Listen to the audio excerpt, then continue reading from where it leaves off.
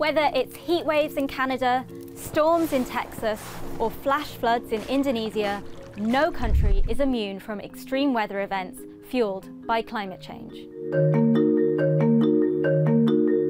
But not everyone is equally to blame, and not everyone can afford the massive costs of cleaning up disasters like this, or just as importantly, shifting their economies away from these sorts of things and embracing more of these. Take Africa, for instance.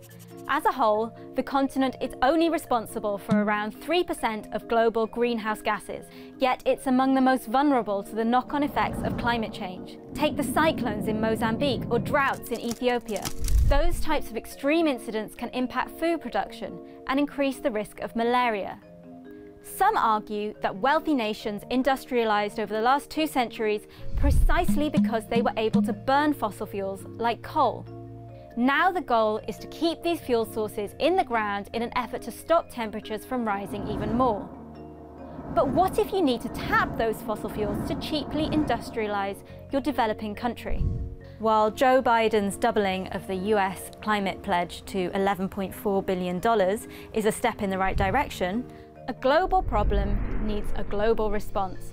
And that's what the United Nations Framework Convention on Climate Change wants to solve. How to get rich countries to agree to a plan to help poor countries pay for solutions. Over a decade ago, wealthy countries promised that by 2020, they would help to raise $100 billion a year for projects to combat climate change in poor countries.